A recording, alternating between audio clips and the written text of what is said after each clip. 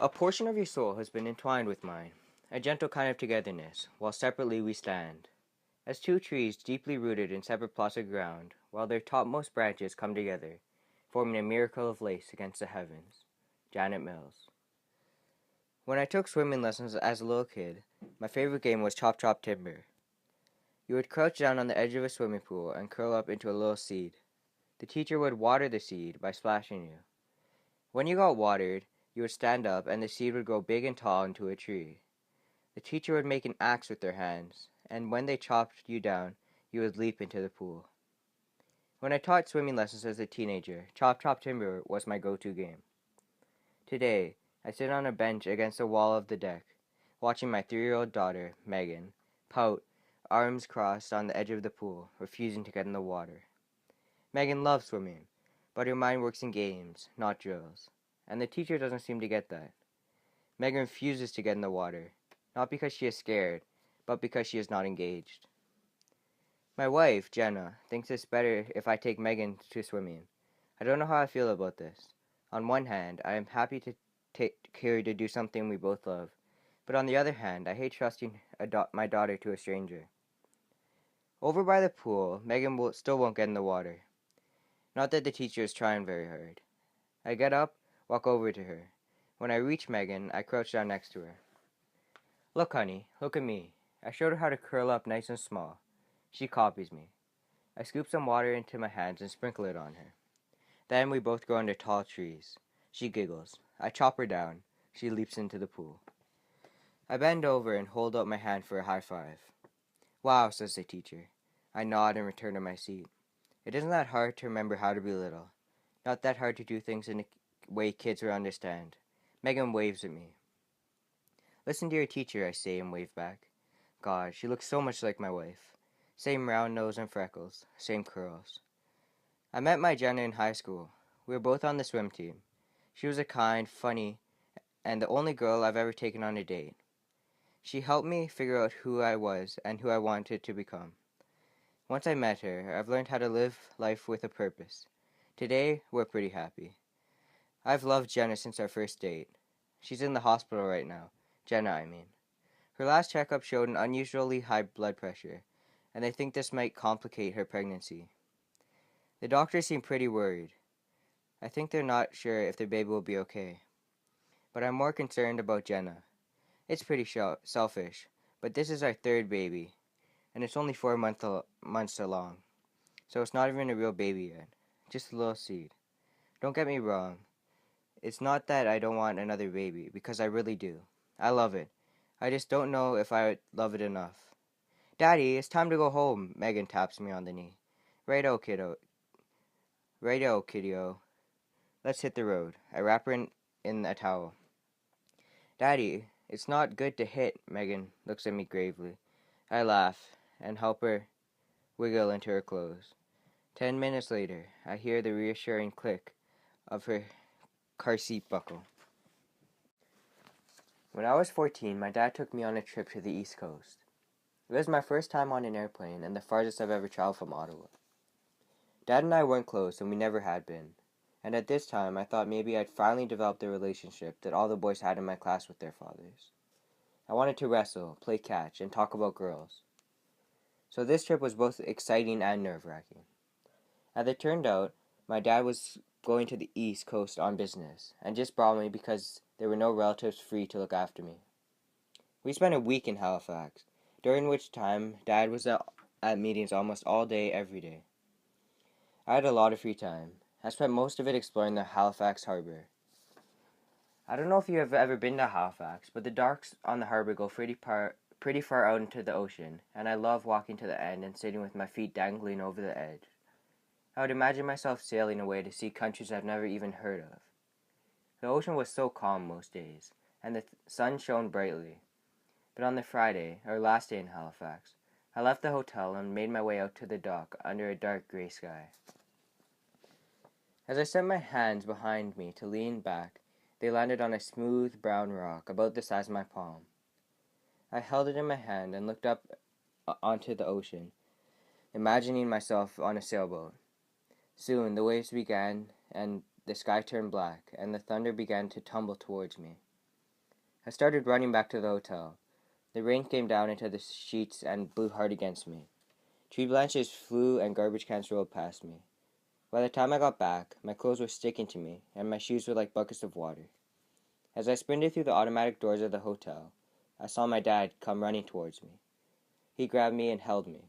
I protested that I was getting his expensive suit all wet, but he didn't answer. He didn't say anything for a long time, just held me tight, stroking his hand through my hair. Our plane home to Ottawa was delayed the next day, but when we got back home, everything slipped back into the way it was before. I put the rock I found onto my dresser. It reminds me that everything, especially water, has a dangerous side. We arrive home and Megan runs into the living room to play. I make my way to the laundry room and hang up her damp towel and swimsuit. Then I head to the kitchen, fill a pot, set it on the stove, and take out a box of Kraft Dinner. Finally, I call Jenna. Hey, it's me. Yeah, hey, how's everything? Fine. Megan's swim teacher is useless though. Well, everyone can't be as good as you were. I laugh. So, you're okay? Yeah. I mean, I'm not sure if I'll be able to carry the baby to term. She pauses. I wander into the living room, where Megan is playing quietly with some blocks. They're keeping a close eye on me, though, and I have another appointment next week. Okay. It's good that they're keeping a close eye on you. Yeah, it's nice to know what's going on. Jenna sounds tired. Alright. Well, we can talk more when I get home. Okay, sure, yeah. Safe drive. Thanks. Love you, Jen. Love you too. It would be a lie to say that our marriage has been easy. There's been many times when I thought maybe it wasn't worth it, that maybe Jenna and I weren't meant for each other. But something always reminds me that not being with Jenna would be a huge mistake. Watching Jenna get into university was hard for me. I couldn't go at the same time as her. I just didn't have the money to go. And my dad was a big believer in the pay your own way kind of parenting. Luckily, I had my lifeguard training, and I was able to find a well-paying, almost full-time job. After a while, I took up a second job in the evening, bartending at a local club. My shyness disappeared, and I learned how to smile, chat, and laugh with my customers. Some nights, Jenna would come in and order a pint, and I would take my break and sit with her. Sometimes I would talk, but mostly it was her. I was usually happy just to listen. I say usually because I was jealous of her. She was excited and thrilled of the idea of her future, while all I saw in mine was swimming pools and beer. We moved in together when Jenna was in her second year. The first week was amazing. After that, I couldn't take it. There was no getting away from Jenna, her happiness, her excitement, her love of school. I was so jealous of her, and I forgot how much I love her. When we finally had a fight about it, Jenna yelled, "Maybe it's just not worth it anymore," and stormed out. She came back a week and a half later and told me she wanted to work it out, and so we did. In Jenna's third year at Ottawa U, I applied to Carleton University's engineering program. I had saved enough at this point to pay for school without many student loans. Jenna was ecstatic when I got in. She bought a cake, a bottle of wine, and told me how proud she was of me. I was proud of me too. When we got married in June, I was 26 years old. One day I said, "Let's get married," and the next day we went off to City Hall. I was so in love with her that day. 8 years later, I'm still in love with her. Actually, I'm as in love with her today as I was when I was 17. The water is boiling now, so I pour the macaroni noodles into the pot a stir. I am interrupted by the sound of the doorbell. It rings about 10 times. Luke is home. "Hey, Lukey, how's Anthony's house?" I've barely unlocked the door before Luke is inside and out of his rain boots. "Hey, Daddy, it was really fun. Anthony might get a puppy. Did you know that? We should get one too." Anthony is Luke's best friend and our next door neighbor. "Really fun, Luke. Not real. And I don't think we can get a puppy right now. Luke is 6 and in grade 1. His hair is dirty blonde like Jenna's, but I like to think that he has my nose. Where's Mummy? She's at the doctor's, but she's on her way home now.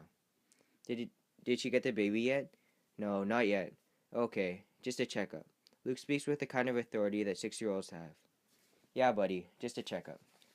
Okay, I'm gonna go play with Megan. Alright, but lunch is gonna be ready soon. I haven't finished my sentence before he's out of the front hall and into the living room. As I head back to the kitchen, I hear them start to play. I smile. They're such good kids. When I was in my 20s, a kid at the pool got really hurt. It wasn't anybody's fault, completely an accident, but I still felt guilty. The boy jumped into the deep end not knowing how to swim. I had to perform CPR on him, and when the paramedics came, they wouldn't let me go to the hospital with him. For months I couldn't work, and when I finally did go back, I was so anxious all the time. What if I missed another accident? What if something happened and I couldn't get there quick enough? I ended up quitting lifeguarding. In bed that night, Jenna lies on her side facing away from me. I don't know what to say, so I roll over too, away from her. I know I won't be able to sleep worrying about the baby, and I would be surprised if she could. Jenna? No answer. Jenna? I think she must be sleeping, but then I feel the bed shake. Oh, Jenna, honey. I roll over and press my body tight against hers, her face in her hair, and my hand on her belly. Shh, sweetheart, it's gonna be okay. Shh, we'll be alright. Babies are supposed to be safe. They're supposed to be safe inside me. Jenna puts her hand on top of mine. Her fingers fall between my own, filling the spaces. I love you, you know, I finally say. I know. I hold her until she